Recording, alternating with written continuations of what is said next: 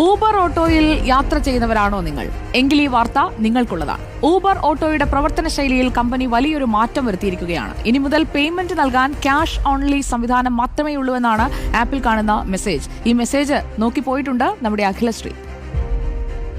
സാധാരണക്കാരന്റെ ടാക്സിയാണല്ലോ Uber auto. Uber ഓട്ടോയിൽ ഇനി മുതൽ ഗൂഗിൾ പേയ്മെന്റ് നടക്കുന്നില്ലെന്നോ, ഇനി ക്യാഷ് ഓൺലി മാത്രമേ ഉള്ളൂ പേയ്മെന്റ് എന്നൊക്കെ വാർത്ത കേൾക്കുന്നു. ഇതിൽ എന്തെങ്കിലും സത്യമുണ്ടോ? പരിശോധിച്ചാലോ?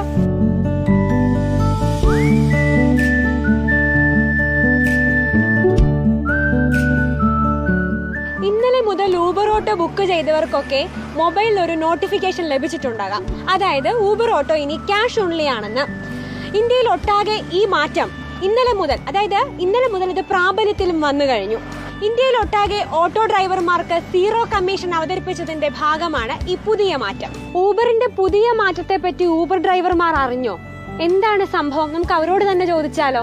എനിക്ക് തോന്നണത് ഓൺലൈൻ പേയ്മെന്റ് ഇവർ ക്യാൻസൽ ചെയ്തിട്ടുണ്ടെന്നാണ് തോന്നണം. അതായിരിക്കും. നേരത്തെ ഇതുപോലെ തന്നെയാണ്. ഇപ്പൊ ബുക്ക് ചെയ്ത് കഴിഞ്ഞാല് ക്യാഷ് നമുക്ക് കാണിക്കും, ഇത്ര കിലോമീറ്റർ പോകണം ഇത്ര ക്യാഷ് എന്ന് കാണിക്കും. ക്യാഷ് ഉള്ളി എന്ന് പറഞ്ഞാലും പഴയതുപോലെ തന്നെ ഗൂഗിൾ പേ വഴി നമുക്ക് ഡ്രൈവർക്ക് പണം നൽകാനാകും. പക്ഷേ നിരക്ക് നിശ്ചയിക്കുക ഡ്രൈവറും യാത്രക്കാരും തമ്മിൽ സംസാരിച്ച് ഒരു അന്തിമ നിരക്ക് നിശ്ചയിക്കുകയായിരിക്കും.